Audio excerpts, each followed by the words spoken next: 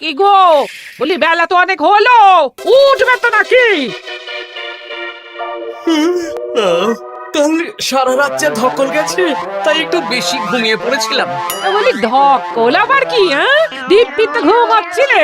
সেটা তুমি বুঝলে তো হয়েই যেত গিন্নি। আসলে সামনেই তো জামাই ষষ্ঠী, তার উপর তুমি যা আয়োজন করেছো সেটার ধকলেই স্বপ্ন দেখছিলাম আর কি।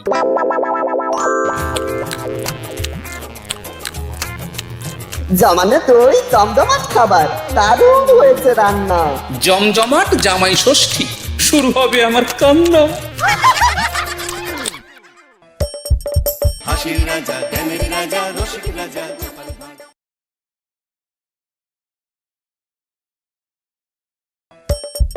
হাসির রাজা, জ্ঞানের রাজা, রসিক রাজা।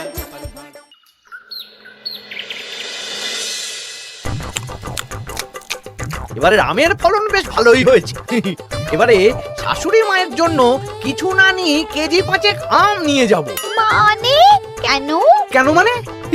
কদিন পরেই তো জামাই ষষ্ঠী, আম কাঁঠাল এসব নিয়ে শ্বশুর বাড়ি যেতে হবে না? মা গতকাল চিঠি লিখে পাঠিয়েছেন যে এবারে জামাই ষষ্ঠী করছেন না।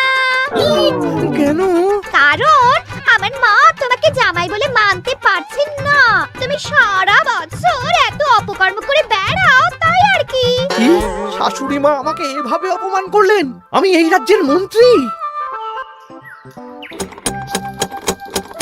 মন্ত্রীমশাই,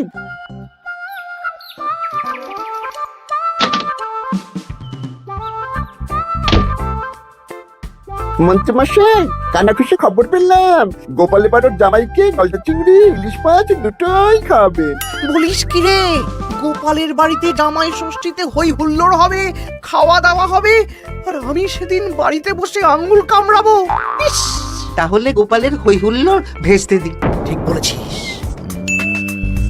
শোন, দুটো চিঠি লিখতে হবে, মানে ভালো কাউকে দিয়ে লেখাতে হবে। কি চিঠি? একটা চিঠি লেখা হবে গোপালের জামাইকে, আর আরেকটা চিঠি লেখা হবে গোপালকে। চিঠিতে কি লেখা থাকবে মন্ত্রী মশাই? গোপালকে যে চিঠিটা পাঠানো হবে সেটাতে লেখা থাকবে জামাই ঘুরতে যাবে বলে এবছর জামাই ষষ্ঠীতে তারা আসতে পারবে না। আর জামাইকে যেটা পাঠানো হবে সেটাতে লেখা থাকবে গোপাল এবার রাজবাড়ির কাছে খুব ব্যস্ত, তাই জামাই ষষ্ঠীতে কোনো আচার অনুষ্ঠান করতে পারবে না, তাই এবারে জামাই ষষ্ঠী হবে না, তাই তো? একদম তাই। তোরা এই চিঠি পাঠানোর ব্যবস্থা কর। অন্তত নিজের মনে শান্তি না থাকলেও গোপালের অশান্তি দেখলে একটু তো সুখ হবে।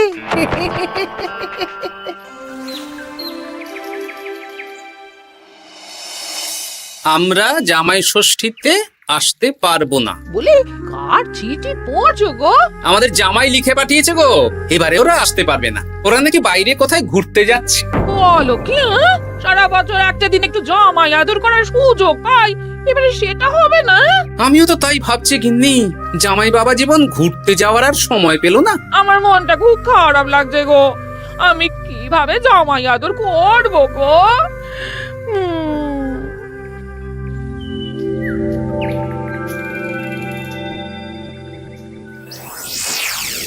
জামাই বাবার জীবন, এই বছর আমি রাজসভার কাজে খুব ব্যস্ত থাকবো, তাই এবারে জামাই ষষ্ঠী পালন করতে পারবো না। তোমাকে আর মিনুকে পরে একদিন খাইয়ে দেব। আমার আশীর্বাদ নিও, ভালো থেকো। ইতি তোমার বাবা শ্বশুর গোপাল। হ্যাঁ, এই তুমি কার চিঠি পড়ছো গো? তোমার বাবার চিঠি গো।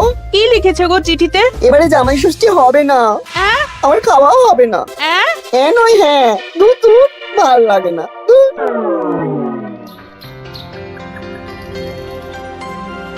সবার খবর কি বলো? খবর খুব খারাপ মহারাজ। কেন গোপাল? কত আশা করেছিলাম এবার একটু জাঁক জমক করে হই হই করে জামাই ষষ্ঠী পালন করব, কিন্তু সেটা এবারে আর হবে না। কেন গো গোপাল?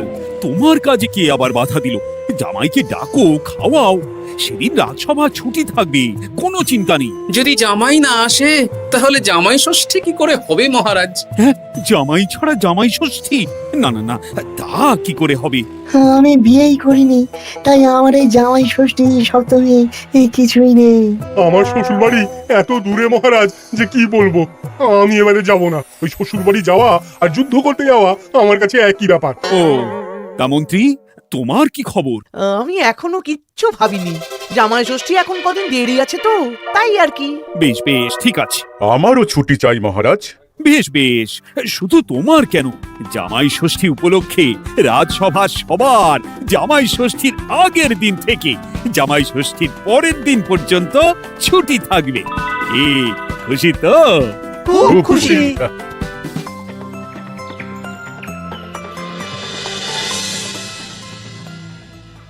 এ কি গো গিন্নি, আজ শুধু আলু সেদ্ধ আর ভাত? আমার মনটা ভালো নেই।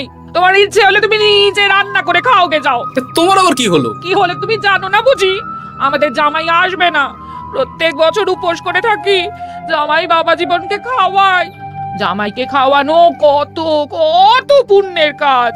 ও, এই ব্যাপার। তুমি খাওয়াতে চাও তো? শোনো গিন্নি, আমার মাথায় একটা বুদ্ধি এসেছে। এতে তোমারও পুণ্য লাভ হবে। কি বুদ্ধি শুনি? আমাদের রাজ্যের বেশ কয়েকজন জামাইকে খাওয়ালে কেমন হয়? মানে যারা ধরো জামাই ষষ্ঠীতে শ্বশুর বাড়িতে যেতে পারবে না। মানে মানে এই যে ধরো না, আমাদের সেনাপতি তো দূরে শ্বশুর বাড়ি বলে এবছর যাবে না। ওকে বা ওর মতন আর কয়েকজনকে যদি জামাই ষষ্ঠীর দিন আমরা খাওয়াই, তাহলে কেমন হয় গিন্নি? তাহলে তো বেশ ভালোই হয় গো। এই বছর আমাদের নিজেদের এক জামাইকে না খাওয়াই, অনেক জামাইকে একসাথে খাওয়াবো।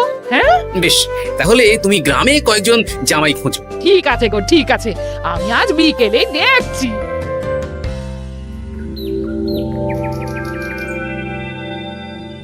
কি গোপাল, আজ তোমায় বেশ খুশি খুশি দেখাচ্ছে। গতকাল দুঃখ ছিল, কিন্তু আজ আনন্দ আছে মহারাজ। কেন গোপাল, আমাদেরকেও বলো, এত আনন্দ কিসের? ময়ূরের পেখম, পায়রার পালক, গোপালের মনে কিসের আনন্দ, কিসের পুলক?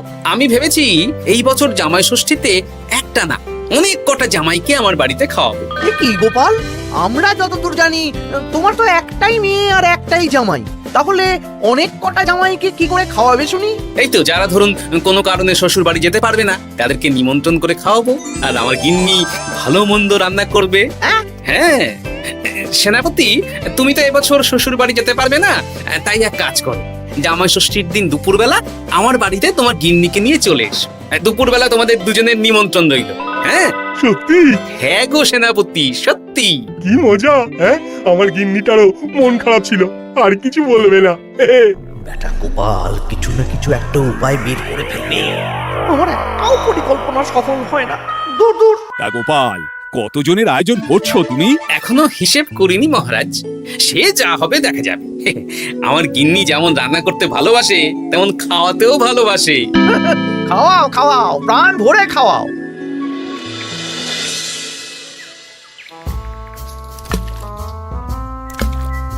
আমার প্রত্যেকটা পরিকল্পনাতে গোপাল এইভাবেই জল ঢেলে গেল চিরকাল। কি আর করবেন, ছেড়ে দিন। ও আপনার চিরশত্রু থাকবে। না না না না না, ছাড়া যাবে না। তোরা বুঝতে পারছিস না, এইভাবে গোপাল গণজামাই ভোজন করিয়ে কত মান সম্মান বাড়িয়ে নেবে। হ্যাঁ, আপনার কুটবুদ্ধি আর গোপালের শ্রীবৃদ্ধি হবে। একদম বাজে কথা বলবি না। মাঝে মাঝে বুঝতেই পারি না তোরা কার দলে। একেবারে আপনার দলে।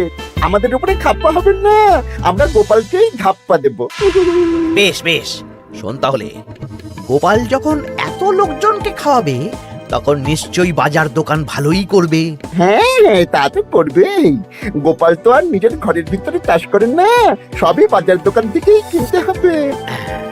তোরা আজ থেকেই সব দোকানে দোকানে খোঁজ নিতে শুরু করে দে, গোপাল কোথায় কি কি বায়না করছে। আচ্ছা, তারপর ওই মালপত্র বাজার দোকান থেকে আর গোপালের বাড়িতে যেন না পৌঁছয়, সেই ব্যবস্থাটা করতে হবে। মানে বলতে চাইছেন গোপাল বাজার দোকান থেকে বড় কিছু নিয়ে বাড়ি ঢোকার আগেই সেটা ওর হাত থেকে ছিনতাই করতে হবে, তাই তো? একদম তাই। যা, এক্ষুনি সব দোকানে দোকানে খোঁজ নেওয়া শুরু কর। ঠিক আছে মন্ত্রী মশাই।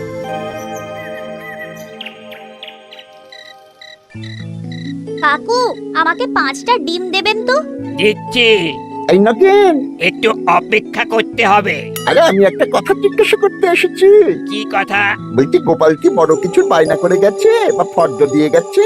না না, গোপাল তো আজ আসেনি। কেন? না, এমনি। এ কি, বটা কাকা দাদুর খোঁজ খবর নিচ্ছে কেন? ব্যাপারটা দাদুকে জানাতে হবে। এই নে 5টা ডিম।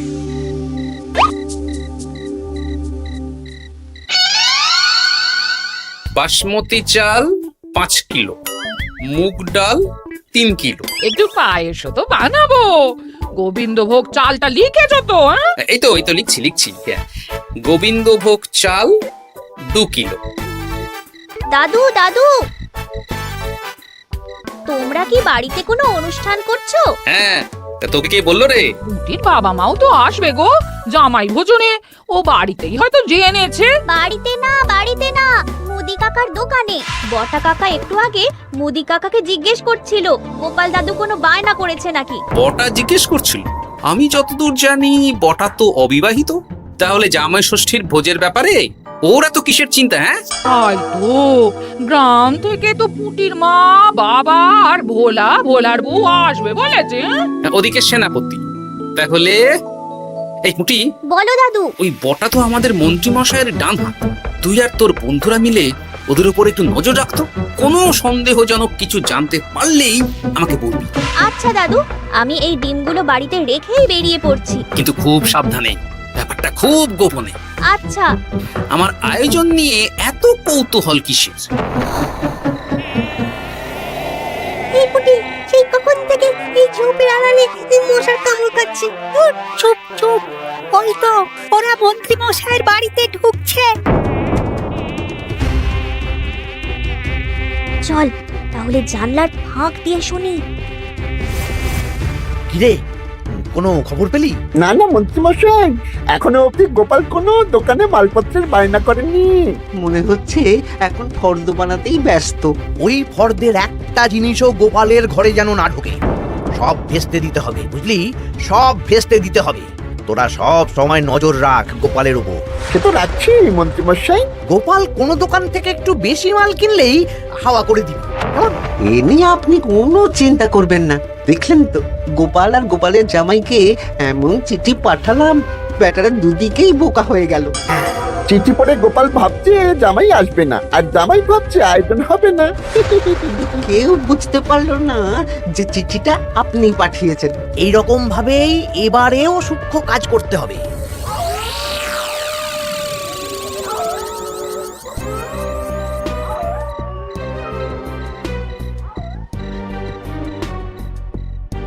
দাদু দাদু, খবর পেয়েছি। কি খবর রে? খবর মানে একেবারে গরম খবর। আরে কি শুনলি সেটা বলবি তো। বটা কাকা আর ঘটা কাকা এখনো অব্দি গোপাল কোনো দোকানে মালপত্রের বায়না করেনি। গোপাল কোন দোকান থেকে একটু বেশি মাল কিনলেই হাওয়া করে দিবি। দেখলেন তো গোপাল আর গোপালের জামাইকে এমন চিঠি পাঠালাম, বেটারা দুদিকেই বোকা হয়ে গেল। ও আচ্ছা, এই ব্যাপার।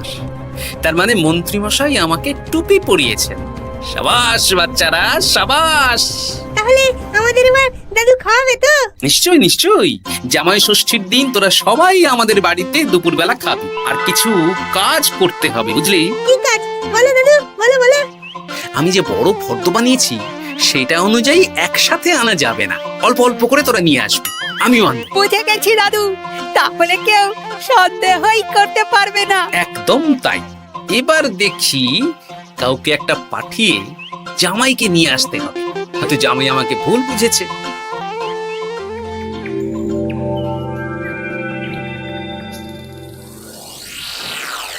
কাকু, আমাকে 500 গ্রাম গোবিন্দভোগ চাল দাও তো। আমাকে 100 গ্রাম হলুদ দেবে।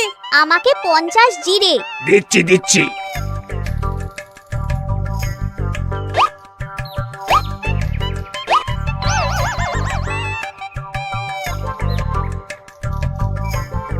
আরে ওই তো গোপাল।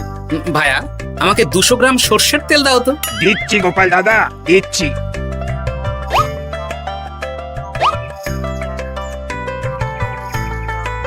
কি কিনলে গোপাল? তেল কিনলাম, সর্ষের তেল। এইটুকু?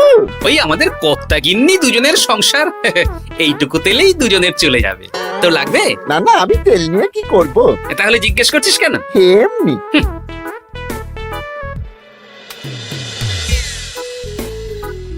গোপাল এখনো কোনো দোকানে বায়না করলো না?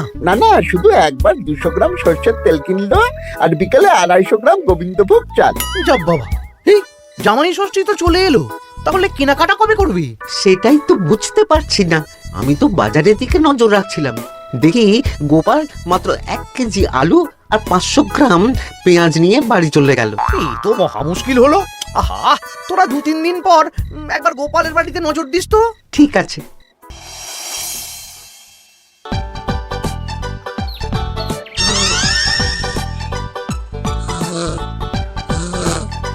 মা ঘুমোচ্ছে, এই সুযোগ। চল পাঁচিল টপকে রান্নাঘরের পিছনে যাই। হ্যাঁ চল।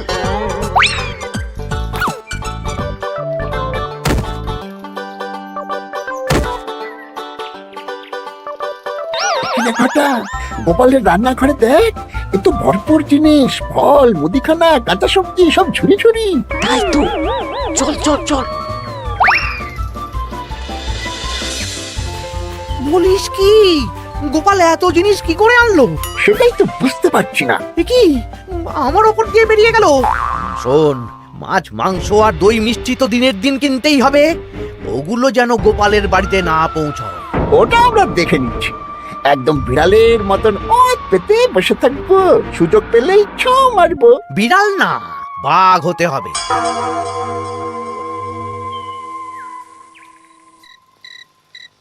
বলি আজ বাদে কাল তো জামাই ষষ্ঠী, কিন্তু মাছ মাংস দই মিষ্টি সেটাও আসবে গিন্নি।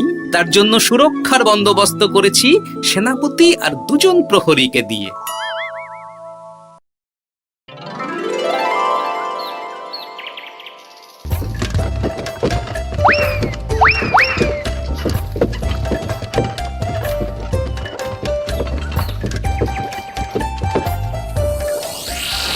বেটা গোপালকে মাছ মাংস দই মিষ্টি নিয়ে এই রাস্তা দিয়েই ফিরতে হবে। বাড়ি পৌঁছাতে পারবে না, তার আগেই হবে আক্রমণ।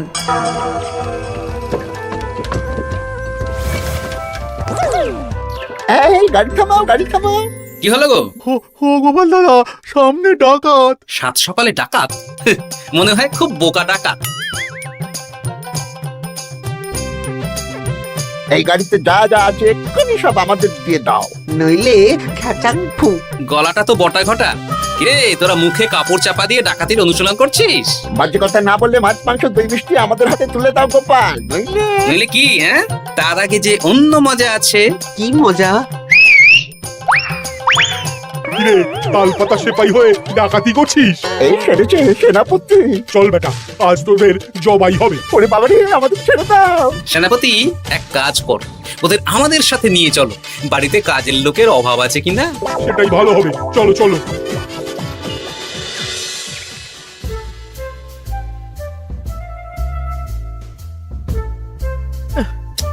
ওহ, কি এত বেলা হয়ে গেল, এখনো বেটারা এলো না। যাই তো একবার গোপালের বাড়িতে ঢু মেরে দেখি। উফ, এ কোথায় যে গেল মোটা ঘটা? বাবা বাবা, খাওয়া দাওয়া কখন শুরু হবে? এই তো জামাই বাবা জীবন, মাংসটা হয়ে গেছে। বটা মাছ ধুতে গেছে, ও এলেই মাছ ভেজে সর্ষে ইলিশ বানানো হবে। উফ, আমার যা তর্স হয়েছে না। এ বাবা, এ তো বিশাল আয়োজন। এ কি গোটা কাঁঠাল ছাড়াচ্ছে? এই, এই গোটা, তুই এখানে কি করছিস? আরে মন্ত্রী মশাই যে, আসুন আসুন আসুন। দেখুন, বিনে পয়সায় একটা আম কাঁঠাল ছাড়ানোর লোক রেখেছি। মানেটা কি? গোপাল দাদা, সব মাছ ধোয়া হয়ে গেছে, এবার আমি কি করব? এ কি গোটা মাছ ধুচ্ছে? হ্যাঁ, এবার সর্ষে বাটবে। আপনার সব পরিকল্পনা বানচাল হয়ে গেছে মন্ত্রী মশাই। এই সেরেছে, তার মানে গোপাল সব জেনে গেছে। পালিয়ে যাবেন কোথায়? হ্যাঁ, আমাকে ছেড়ে দাও। বটা ঘটা বলেছে যে আপনি নাকি শ্বশুর বাড়ি থেকে নিমন্ত্রণ পাননি, সেই দুঃখে এই কুকর্ম করতে চেয়েছিলেন। হ্যাঁ গোপাল, হ্যাঁ, এই দুঃখ কাকে বোঝাবো গোপাল? তাই আজ এই খুশির দিনে আপনিও আমার বাড়িতে জামাই ভোজ খাবেন। সত্যি? 100% সত্যি। আজ আর কোনো শত্রুতা না করে আসুন, ভালো করে হাত পা ধুয়ে ঘরে বসুন। সত্যি গোপাল, তোমার মনটা কি বড়। মন না, পেট। এই সেরেছে, মন্ত্রী মশাই আর গোপালের ভাব হয়ে গেল।